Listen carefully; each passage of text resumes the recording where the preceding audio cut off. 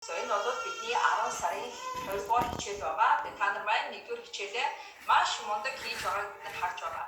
Brittany and I can see that a lot of you are doing homework assignments. We're very proud of you. I know it's very difficult to do, but we can do hard things. Бид нар хэцүү юм хийж чаднаа. Тэгээ би өөртөө өдөр болгон хэлдэг зүйл бол I can do hard things. That's why I say to myself every day. Өглөө босоод би өөртөө хэлдэг зүйл бол чи хэцүү юмыг хийж чаднаа. I can do hard things. Тэгээ би хэцүү зүйлийг хийж чаднаа. Тэгэхээр Brittany, can you type that up if you can see your Facebook? I can do hard things. That means that you can do hard things. Хэцүү зүйлийг та бас хийж чаднаа. Хэрвээ Brittany битээр хийж чадж байгаа бол та бас хийж чаднаа. Тэгэхээр Brittany багш дөнгөж саяхан та нарт юу гэж ярьсан бэ гэхээр би 3 хүүхэдтэй тэгээ 2 том сургуульд явдаг юм аа. Хамгийн бага нь 3 настай. Тэгээ 3 настай хүүхэд ямар хэцүү үеийг та нар мэдэж байгаа. Тэгээ 3 настай хүүхдээ заримдаа одоо тийм би тамирын дасгал хийхдээ 3 настай хүүхдээ аваад тэнд одоо тэр жим дотор нь байдаг, фитнес дотор байдаг цэцэрлэгт өгдөг юм аа. Гэдэг тиймэрхүү өөрийгөө танилцуулсан зүйлийг Brittany багш та нарт ярьж өглөө.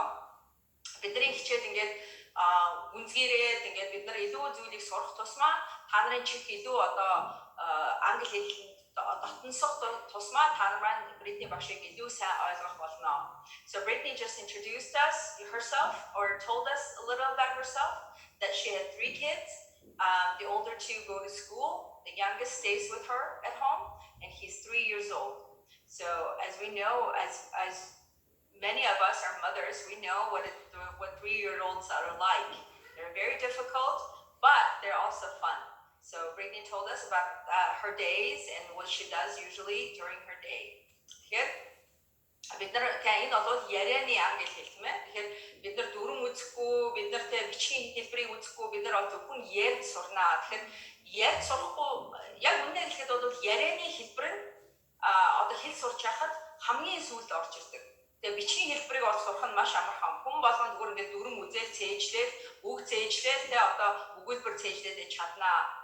Гэтэл ярих бол хамгийн сүүлийн шатанд нь орж ирдэг юм аа. Тэгэхээр та нар тэгээ одоо яг унган хэлтэй хүмүүс шиг хэлбэрээр хичээлж байгаа шүү. Тэгэхээр унган хэлтэй хүмүүс яа гэм бэ гэхээр ярианы хэлбэрийг хамгийн түрүүнд сурдаг. Одоо жишээлбэл хүүхэд хэлд орохдоо тэд нар чинь дүрм үзэхгүй шүү дээ.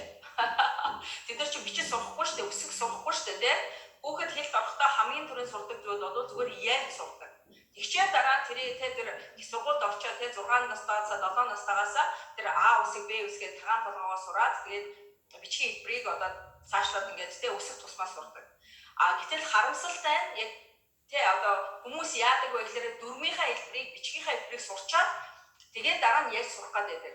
Тэгээ тийм учраас маш их одоо том болсон үедээ ярьж сурна гэдэг бол маш ихтгэл зүйн одоо саадтай байдаг. Тэгээ та нар айцаа даван туулах, хүмүүсийн шүүмжлийг даван туулах тийм ээ. Ер нь өөрийнхөө тэр бүрэг одоо дотгошоогоо тэр байдлаасаа гарах энэ болгон ч том хүмүүсүүдэд маш хэцүү байдаг. Яг нь та нар чи аль хэдийнэ ямар нэгэн тодорхой амьдралын туршлагатай болсон учраас 3 настай 5 настай жоох хүүхэд хэл сурч байхад бол энэ бол юу ч биш те. Тэд нар бол тэгээд та нарын хэлсэн зүйлийг тод шиг давтаад хэлээд сурчдаг тийм ээ. Тэгэхээр 12 наснаас өмнө бол англи хэл сурахад маш амархан байдаг. Яг л хүүхдийн одоо тэр амьдралын туршлага өөртөө саад тавих, өөртөө хязгаар тавих, өөртөө айдастай болох нь одоохондоо үүсэж чадаагүй байт юм аа. 12 наснаас дээш бол хүүхдэд тэгээ бараг л том хүн зааж байгаа юм шиг болж эхэлдэг. Яг л сэтгэл зүйн хувьд тэр хүүхэд өөртөө аль хэдийн айдастай нийгмээсээ ээж аваасаа тэг хязгаарыг сурцсан байдаг. Тийм учраас өөртөө хязгаар тавиад эхэлдэг. Би энийг чадна, би энийг чадахгүй. За би энэс айж байна, энэс айхгүй байна. Би хүмүүсийн шүүмжлэлээс айж ин гэх мэд. Тэгэхээр яг үнэ ихэд бол англи хэл сурнаа гэдэг нь гадаад хэл сурнаа гэдэг нь яг үнэ ихэд зүгээр л нэг багшиг дуурайгаад хэлэхтэй холбоотой байдаг юм аа. Ярианы англи хэлийг ярьж шүү. Энд чинь ерөөсөө сэтгэл зүйн бэлтгэл байдаг юм аа. Тэгэхээр та нар маань харж байгаа тийм ч учраас амьдралын дасгалжуулагчаас англи хэлний сургалт авна гэдэг нь бол perfect төгс төгөлдөр зүйл. Яг бол та сэтгэл зүйн бэлтгэлээ ярианыхаа тэр англи хэлтэй хамт хослуулаад сурч байгаа учраас миний англи хэлний сургалтанд явдаг бүсгүүчүүд маш хурдан англиар яриад эхэлдэг. Тэгээ өөртөө гайхаад байдаг. Би яагаад 4 жилийн хийж чадаагүй зүйлээ ингээд багштай хичээлдгуудаа 1 сар сурч байгаа вэ? Гэхдээ яагаад гэвэл би чи амьдралын дасгалжуулагч. Та нар тэрхүү айдас, тэрхүү хязгаартай бодлуудаасаа салах тэрхүү боломжийг олгодог учраас. Тэгэхээр хэрвээ таны хүүхэд 12 нас хүрчихсэн байгаа бол тэр хүүхдэд аль хэдийнэ нийгмээс, танаа гэр бүлээс, тэр сургууль хүмүүжүүдийн хичээсээ олгогдсон айдас, хязгаартай бодлол аль хэдийнэ суурьшсан байгаа. Хэрвээ баг хүүхдүүд чинь бага насны хүүхдүүд байгаа бол одоо англи хэлийг тэр зааж өгөх хэрэгтэй. Яг л тэр айдастай болохоос өмнө тэр нийгмийн тийм ээ одоо тэр шаардлагуудаас нийгмийн тэд хүүхдүүдэд тулгаж байгаа зүйлүүд дээр хүрэхээс өмнө тэр хүүхдүүдийг тэр англи хэлтэй болгох хэрэгтэй. Okay? So what I'm just saying, I'm translating myself so Brittany can also understand. Би Brittany багшд бас ойлгуулахын тулд англиар өөрийгөө хэлье. We all have fears and these fears become huge, become bigger when we grow or when we get older. So children like 3 years old, 5 years old have no fear. It's because they haven't lived enough to be hurt or to receive criticism.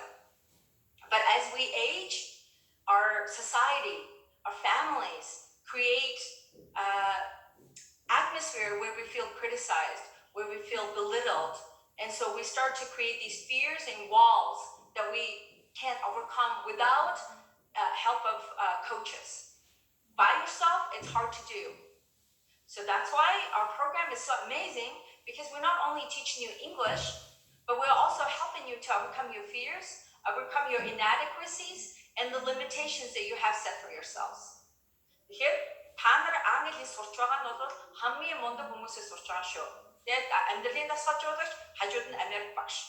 Та нар баяртай байгаах гэж найдаж байна. If you're really happy to be receiving our lessons, to be working with us, please put hearts so we can see. Та нарын зүрхнүүдийг харъя. Хэрвээ та үнэхээр бидний одоо энэ хичээлүүд та нартаа таалагдж байгаа бол зүрхнүүдэд тавиарай. Brittany багш бас зүрхийг харж байгаа шүү. Тэгээд түнд бас урмын үг бэлгэлээ тийм ээ. Монгол хүмүүсүүд бид нар чинь нэг урмын үгээр дэмждэг шүү дээ тийм ээ. Тэгэхээр та нар маань зүрхээ тавиарай. Okay, Brittany, these hearts are for you, for all the hard work you're doing. So thank you so much for getting up every morning and doing these trainings for us. We can do hard things. That's right. So every morning, та нар өглөө босгон өөртөө босоод юу гэж хэлэх вэ гэхээр I can do hard things. Би хэцүү зүйлүүдийг хийж чаднаа. Энэ бол би өөртөө хэлдэг зүйл. Миний хүүхдүүдтэй одоо жоохон байхад одоо миний хүүхдүүд бүгдээ том болчихсон. Гэтэ жоохон байхад нь би өглөө болгон хүүхдүүдэд юу гэж хэлдэг байсан бэ гэхээр you can do hard things. Чи хэцүү зүйлүүдийг хийж чаднаа. Ингэсээрээ тэр хүүхдүүдэд дэмжээ, тэр хүүхдүүдэд урамшуулаад, тэр хүүхдүүдэд зоригжуулдаг байсан. Одоо манай хүүхдүүдэд тийм хязгаартай бодлууд, айдсууд ерөөсөө байхгүй. Юу л бодно, юу л сэтгэн, юу л зорино, тэрийгээ хийж чаддаг. Тэгэхээр ээж хүн гэдэг нь өөрөө дасгалжуулагч, өөрөө life coach. So as moms, as mothers, we are actually life coaches for our children. We coach them to overcome their fears. We coach them to achieve their dreams. Та ээж хүн байгаа бол if you guys are mothers, please put number 1. Хэрвээ та нар ээжүүд байгаа бол номер 1-ийг тавиадах. Brittany and I want to see who are attending our classes are moms. So та нар 1-ийг тавиадах хэрвээ ээж хүн байгаа бол тэгвэл та нар өөрийнхөө хүүхдүүдэд life coach-үүд бас амьдралын дасгалжуулагч. Тэгэхээр та хэрвээ өөрөө айдастай амьдарч байгаа бол, та хэрвээ өөрөө хязгаартай амьдарч байгаа бол, та хэрвээ чадахгүй мэдэхгүй гэж хэлж байгаа бол хүүхдүүдтэй тавсал яг тэрхүү хязгаарыг тэрхүү айдсыг өвлүүлж байгаа. Мэдхгүйгээр мэдээж бид нар хүүхдүүдэд тийм зүйлийг өгөхийг хүсэхгүй шүү дээ, тийм ээ. Гэхдээ бид нар өгч байгаа. Яг л бид нар өөрсдөө тэгж амьдарч байгаа учраас. Тэгэхээр хамгийн түрүүнд та нар бол хүүхдүүдийнхаа амьдралын дасгалжуулагчдаа. Тэгэхээр амьдралын дасгалжуулагч хүн өөрийнхөө үлгэр жишээгээр бусдад заадаг юм аа. Зүгээр нэг амаараа тэ заадаггүй юм аа. Миний хэлж байгаа зүйлүүд, миний зааж байгаа зүйлүүд би өөрийнхөө амьдралд хэрэгжүүлчихсэн. Эсвэл хэрэгжүүлж яваа зүйлүүд байдаг. Тийм ч учраас би амьдралын дасгалжуулагчийн хувьд Монгол бол number 1. Монголын номер 1 дасгалжуулагч. Яг бол миний зааж байгаа програм, миний зааж байгаа систем бол хэрэгжүүлэгдсэн систем учраас та нар ч гэсэн үүнийг аваад амьдралдаа хэрэгжүүлэх маш амархан. Okay, I see a lot of number 1s. So a lot of moms. So I'm really proud of you guys for setting great examples for your children. Хүүхдүүдээ маш мундаг үлгэр жишээ үзүүлж байгааг баярлаж байна. Okay, let's start our lesson. So өнөөдрийн хичээл бол бидний 2 дугаар хичээл байгаа. And this is our lesson number 2. За би өөрийнхөө танилцуулъя. Яг энэ хичээлийн 10 сарын хамгийн сүүлд та нар өөрсдөө танилцуулах даалгавар авнаа. So at the end of this month, you will be given an assignment to introduce yourself. So I want you to follow this pattern.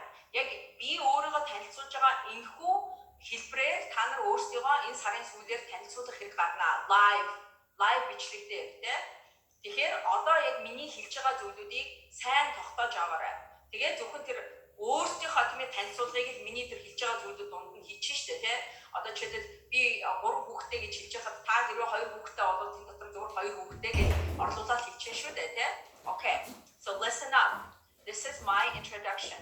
And I'm sure Brittany will make a presentation. Maybe next presentation we'll make a presentation about her. So she can follow this pattern and introduce herself. That would be a great thing. So дараагийн хичээлээр Brittany бас өөрийгөө яг энэ хэлбэрийг дагуулаад яг энэ хүү одоо миний харуулж байгаа те өөрийгөө танилцуулах энэ хэлбэрийг энэ хүү одоо тэг өгүүлбэрүүдийг төстэй өгүүлбэрүүдээр өөрийгөө бас танилцуулах болно. Okay, listen up. So I live in the States with my hubby and 3 kids. I graduated from Brigham Young University with a degree in international relations and international law. I love books, mostly scientific and nonfiction. I love to travel with my family. I love to exercise and to hike. I love to garden. I love coaching. I've helped thousands of women all around the world to fulfill their dreams and create happy lives. Okay? Тэгэхээр та нар миний танилцуулгыг хараад энэ хичээлийнхаа хамгийн сүүлд 10 сарын сүүлд өөрийгөө танилцуулах боломж гарна. Live. Тэгэхээр яг энэхүү миний танилцуулж байгаа өгүүлбэрүүдийг ашиглаарай. Яг нь өөрийнхөө тэмээ мэдээллийг тэрхүү өгүүлбэрүүдэд оруулаад хэлээрэй. Okay? За би хувь хүний хөгжлийн дасгалжуулагч. Тэгэхээр би яг өнөөдрийн хувьд юу зааж байгаа вэ гэхээр 10 сар бид нар агуу ээжүүдийн цагийн менежмент энэ бол 10 сарын өсөлт болно. Тэгэхээр хэрвээ та орон зайтай байгаа бол би танаас миний англи хэлний сургалтад орж байгаа учраас 50% хөгжөлт өгнө. So 10 сар бид нар агуу ээжүүдийн цагийн менежментийн 10 гаруй сая өндөр сургалтыг явуулах гэж байна. Энэ сургалтад орсон хүн болгоо надад талархдаг. Яг үгүй өмнө хизээч цагаар хийж сураагүй байдаг. Тэгэхээр тэрхүү зүйлийг би зааж өгнө. Яг бид нар түмээ одоо хүн болгон 24 цаг өгсөн. Тэгээ баян байна уу, ядуу байна уу, хар байна уу, цагаан байна уу, тэ эр байна уу, им байна уу? Хүн болгон 24 цаг байгаа. Тэгвэл тэр 24 цагийг та яаж ашиглаж байгаагаас шалтгаалаад таны амьдралын амжилт, аль шаргал үр дүн нь өөр байдаг юм аа. So in October, I'm going to be doing a time management skill training. So please participate. 11 сард онлайн бизнесээ амжилттай ажиглуулах 10 гаруй гэсэн өөрөө яг би онлайн сургалтын бизнесийг яаж эхлүүлж байсан бэ? Яаж үүнийг амжилттай авч явдаг талаар та нартай танилцуулна. За 12 сард хань ижилтэйгээ амар сайхандаа жаргах гэсэн маш одоо гэр бүлүүдийг элэг бүтэн байлгах, хосуудыг нэг нэгэндээ одоо насан туршдаа хайртай, одоо хүндлэлтэй, ёс суртахуундаа амьдрах энэ хичээлийг би танахтаа өөрийнхөө амьдралын хүчлээр уурлаад зааж байгаа. Тэр эдгээр сургалтуудад орох хэрэгтэй бол би танд 50% мөнгөлт өгнө. Яг та нар миний дотны одоо англи хэлний хавнар учраас та нарыгаа бас ингэж дэмжиж байна. За бидний системийг дахиад яриад байгаа. How Brittany and I teach you guys. What is the basis of our training? Тэгэхээр хүүхэд яаж хэлд ордог вэ? Тэгэхээр хүүхэд төрөн гудаа тийм ээ? Эсвэл 9 сартаа 10 сартаа дүрм үздэггүй шүү дээ, тий. Гинт одоо ном аваад цагаан толгоо үзээ тэгээд дүрм цэглээд байдаггүй, тий. Хүүхэд яаж хэлд ордог вэ? Яаж тий одоо натурал тий эко байдлаар хүмүүс хэлд ордог вэ?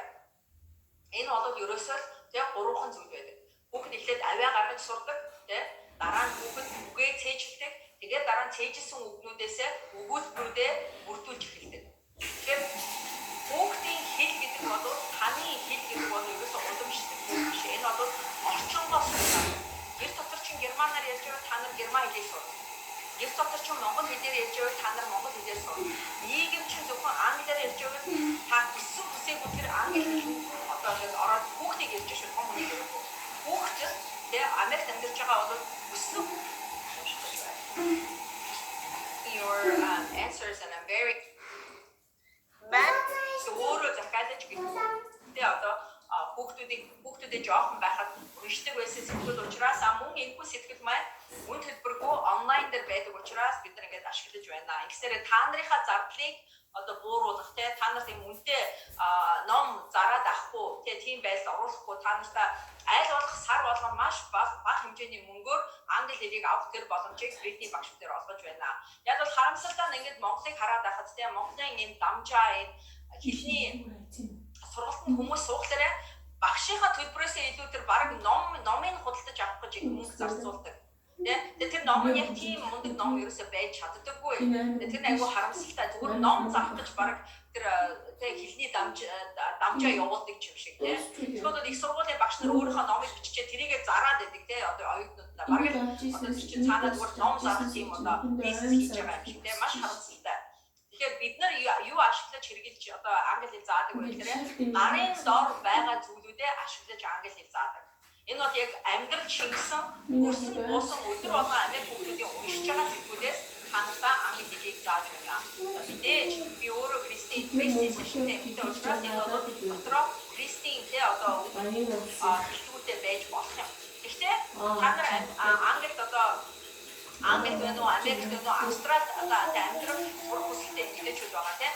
Тэгэхээр орнуудын одоо хамгийн том шашин нь бол төв шашин нь бол Кристийн шашин байна. Тэгэхээр эдгээр орнуудын өөрсдийн culture буюу заншил тэгээ одоо энэ оршихуй нь бол бүгдээрээ Кристийн одоо тэр сургаалтай тэрхүү тэнэс өгүүлсэн заншилтай холбоотой байдаг учраас та нар нэг сэрдээд одоо хэрвээ Кристийн шашинтай хүмүүс биш бол айгаад авахгүй байхаа гэж би найдаж байгаа шүү. Гэхдээ хэрвээ тийм мэдрэмж төрж байгаа бол надад шууд хэлээрэй.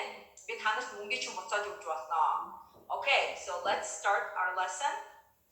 So let's read over again the whole article. So Brittany will take over from now, but then we'll focus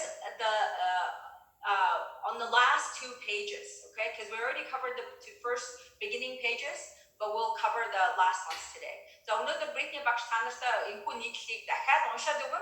Тэгэхдээ бидний ажиллах өнөөдрийн зүйлүүд бол хамгийн сүүлийн хэдэн хуудас байгаа. Яг л өмнөх хуудсуудыг өмнөх хичээл дээр үзсэн учраас. Okay, I'm going to mute myself. Meg wanted to be perfect. She brushed her hair until it was perfectly shiny. She kept her hands perfectly clean. She kept her clothes perfectly neat.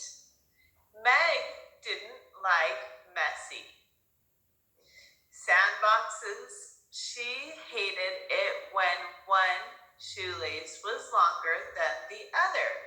She really didn't like dirt. Playing tag looked like fun, but she might mess up her hair and get her shirt dirty.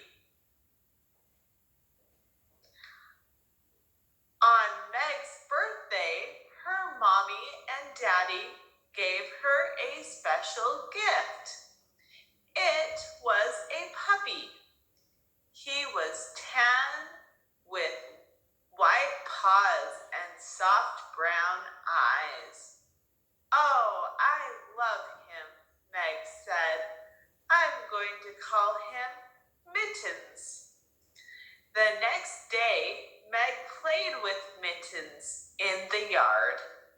She threw the ball over and over again. They had so much fun. Then Mittens jumped into Meg's lap with dirty paws. Ew! Meg yelled, "Mommy, Mittens got me dirty." Mommy came outside. She gave Meg a hug. "Puppies are messy," she told Meg. "I know it's hard for you, but I hope you can have fun with Mittens, even if it means getting a little dirty." Meg looked down at Mittens. She wanted her clothes perfectly clean, but she also wanted to keep playing with her puppy. She loved him. "I guess it's okay for to get a little messy sometimes," Meg said. Days went by. Meg kept playing with Mittens. Sometimes he drooled a little on her clothes. Sometimes he drooled a lot on her clothes. After a while, Meg worried less about the mess. Mittens was fun to play with. He was always happy to see her. Soon, Meg started trying other new things. She waded in the lake with her family. She played in the sandbox. She played tag at recess. One day, Mommy even had to remind Meg to change her dirty clothes. But Meg didn't mind. Things didn't need to be perfect for her to feel happy.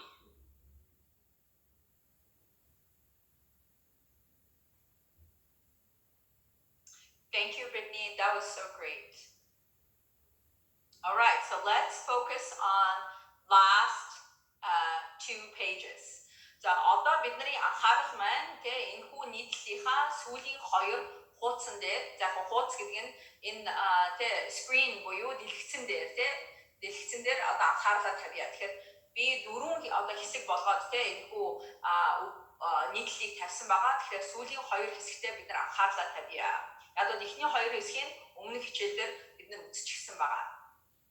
Okay, so gave Meg a hug. A hug гэдэг нь тэрвэрлэлийг хэлж байна. Тэгэхээр gave гэдэг нь бол үйл үг байгаа. Give гэдэг үгийн өнгөрсөн цаг. So Brittany, can you type up give, gave? So give гэдэг нь өгөх гэсэн үг. Тэгэхээр Brittany багш одоо танад бичиж өгнө. Give тэгээд gave гэх юм бол өнгөрсөн цаг нь болчтой. За gave Meg a hug. Тэгэхээр тэрвэрсэн гэсэн үг. Тэгэхээр энэ 3 үг нь нийлээд Монголын тэрвэрсэн гэсэн утгыг оруулж байна. Hug гэдэг нь тэрвэрлэлт. За Америкийн явсан улсад нэг юм бол та нарт маш их харагдана. За энэ Британи юм уу, Австралид бол энэ баг байдаггүй тий. Ялангуяа Британд ерөөсөө баг байдаггүй. Тэр нь бол хүмүүс нэгэндээ hug буюу тэрвэрлэлт өгөх дуртай. Ялангуяа сүм дээр юм уу, сургууль дээр юм уу, маш дотныхоо хүмүүстэй бид нар ингээд уулзах болгондоо тэрвэрлэлт өгдөг, салах болгондоо тэрвэрлэлт өгдөг. Тэгээ hug. Тэгэхээр энэ бол ерөөсөө Америкийн заншил соёлтой шууд холбоотой. Тэгэхээр хэрвээ та Америкийн нэгдсэн улсад амьдрах гэж байгаа бол Америкийн нэгдсэн улсад ирж сурах гэж байгаа бол hug буюу тэрвэрлэлт гэдэг нь эднэрийн бараг л одоо бид нар цагаан сараар уулзаад нэгнийгаа үнсдэгтэй адилхан шүү. Тэгэхээр заримдаа Монгол хүмүүсүүдэд энэ айгүй хүн дээр тусаад байдаг тий. Одоо ингээд нэгнийгаа тэрвэрлэхээр ингээд Монгол хүмүүсд тэрвэрч чадахгүй нэгнийгаа тий. Ингээд гайхаад байдаг тий. Энэ юу яагаад энэ хүн тэрврээд байгаа юм бэ гэж тий. Тэгэхээр энэ бол зүгээр л Америкийн нэгдсэн улсад тогтсон заншил. Хүн болон уулзахдаа таньдаг хүмүүс нэгнийгээ уулзахдаа мөн салахдаа нэгэндээ тэрвэрлэлт өгдөг юм аа. Энэ бол зүгээр л дотн тий. Би чиний дотн хүн шүү. Би чамайг одоо саналцж байгаа шүү. Би чамтай уулзахад баярлаж байна гэсэн утгыг оруулдаг. За та нарт ингээд бас соёлын заншлын зүйлийг зааж өгч шүү. За дараагийн үг бол have fun. Have fun гэдэг нь бол Америкийн нэгдсэн улсад өдөр болгон хиллэгдэх зүйл. Энэ бол ерөөсөө цагаа хөгжилтэй өнгөрүүлээрэ гэсэн утгыг have fun гэдэг хоёр үгээр хэлж байгаа. Тэгэхээр цагаа хөгжилтэй өнгөрүүлээрэ гэж ямар нэгэн хүндтэй аль нэг хүнд хэлэх гэж байгаа бол have fun. За одоо нэг хүн би амралтанд яваад ирэх юм бол та нар юу гэж хэлэх вэ? Have fun. За би юу гэдэг Америкийн улсаас яваад ирэх гэх юм бол have fun. Цагаа гой хөгжилтэй өнгөрүүлээрэ. Okay? So have fun. Энийг ерөөсөө цээжилж хэрэгтэй. Тэгээд ингээд нэг нэгнийгаа одоо холын зам гарах юм уу, ойрын зам гарах юм уу, эсвэл хичээл дээр нэг нэг та таарлчаад салах ч юм уу те. Энэ болгоно have fun. Одоо би хүүхдүүдтэйгээ жоохон байхад ингээд гэрээс тий одоо тоглохоор юм уу, сургуультай явах болгоно би have fun тий цагаа хөгжилтэй өнгөрүүлээрэ. За тэгэхээр Монгол хүний нэг сэтгэл зүй байдаг. Тэ энэ бас Аз хүмүүсийн сэтгэл зүй, сэтгэлгээ, сэтгэхгүй хандлага. Тэ энэ юу юм гэхээр хүүхдүүдээ явахаас өмнө баахан одоо юу гэдэг номчлох тий одоо ингээрээ бити тэгээрээ бити автобусны суугаараа бити одоо юу гэдэг нусаа арчаараа бити тий одоо юу гэдэг танихгүй хүмүүстэй яриараа ч гэдэг юм уу тий Америкийн нэг суусад эсэргээр байдаг. Америкийн нэг суусад ээжүүд нь одоо хүүхдүүдээ ингээд сургуультай юм уу гадагшаа ингээд тоглох гээд ингээд гарахтан заавчгүй have fun цагаа хөгжилтэй өнгөрүүлээрэ. Ерөөсөө номлож байгаа за чи тэгээрээ ингээрээ гэж хэлж байгаа ерөөсөө хүн Америк хүмүүс дотор байдаггүй. Яг гоо Америкт амьдарч байгаа Монгол ээжүүд бол хүүхдүүдэд захиад занаал тий за ингэж болохгүй чигж болохгүй гэдээ айлгаад байдаг. А гэтэл Америкийн нэгдсэн улсын хүмүүсийн сэтгэл зүй сэтгэхгүй нь илүү чөлөөтэй байдаг. Хязгаар бол харьцангуй бага байдаг учраас хүүхдүүдэд have fun. Тэ? Okay, next one. I guess. Тэ I guess гэдэг нь зөвхөн тэ би таамаглаж байна гэсэн утгатай үг боловч Америкийн нэгдсэн улсад ерөнхийдөө сул үг маркаар хэрэглэгддэг. Тэгээ би юм болгон дээр I guess тэгээ өөрийнхөө бодлыг хэлхийг хэлж байгаа юм. Тэ I guess гэд хэлснийхаа дараа ерөнхийдөө юу бодож байгаагаа юу гэж одоо өөрөө төсөөлж байгаагаа хүмүүс давтаж хэлдэг. Тэгэхээр бараг л өдөр болгоно хэрэглэгддэг. Гэсний тим юм шиг сул үг болоод хэрэглэгддэг. Тэгэхээр I guess гэж цаашаа өөрийнхөө хэлэх гээд байгаа зүйлээ хэлдэг.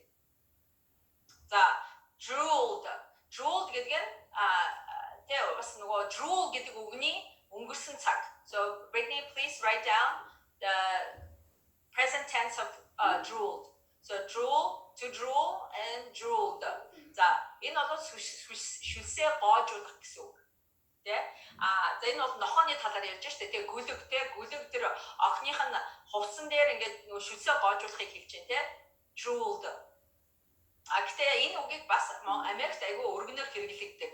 За drool гэдэг нь юун дээр хэрэглэгддэг вэ гэхээр айгүй сонирхолтой. Энэ бол ерөөсөө нөгөө одоо чи ингээд дэлгүүрт явж байгаад яг гоо үнтэй те одоо бүгж харъя гэж бодъё. За би зүгээр жишээ өгч байгаа шүү те.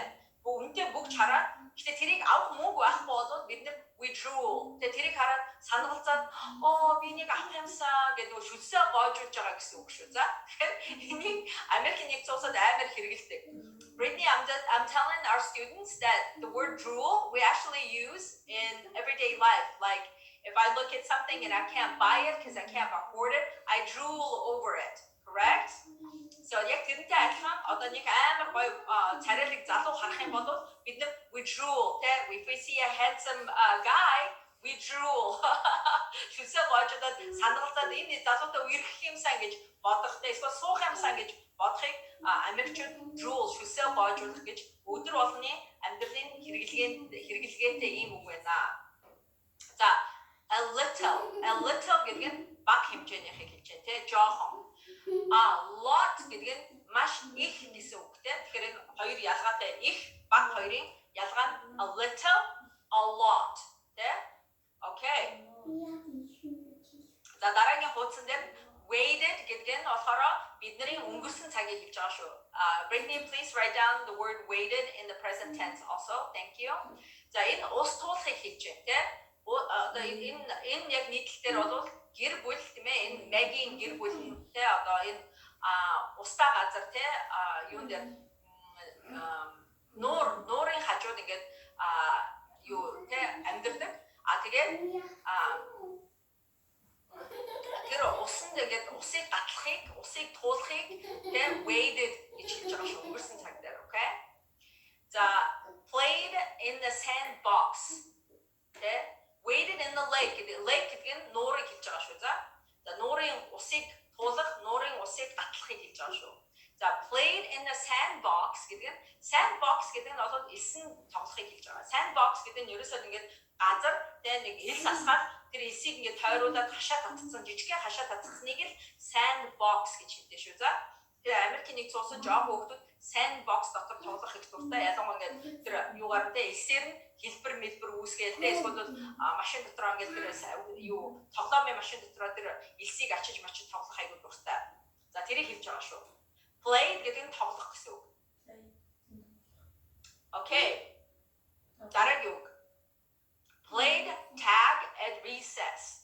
Recess гэдэг нь завсарлагыг хэлж байна. Тэгэхээр хичээл дээрээ, сургууль дээрээ завсарлагыг recess гэж хэлдэг. Played гэдэг нь тоглох.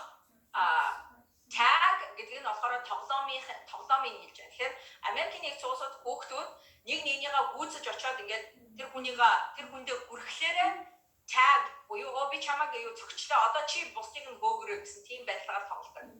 Тэгэхээр Монголд ийм тоглоом байт юм уугүй буу мэд.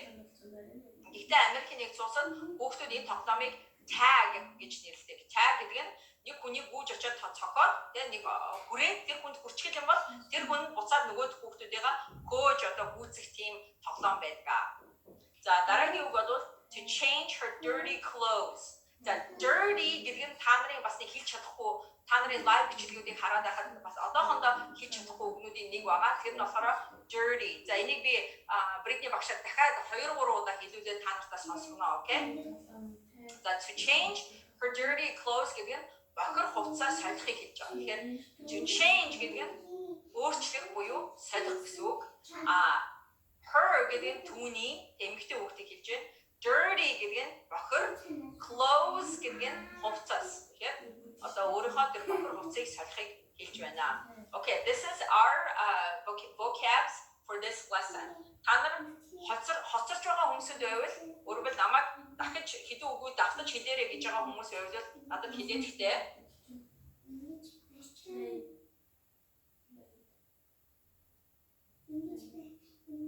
Okay. Хэрвээ ямар нэгэн үгийг давтан тайлбарлуулах хүмүүс байвал тэр үгээ бичээд ихтэй. If you wanting me to repeat or explain one or two words or phrases, please let me know.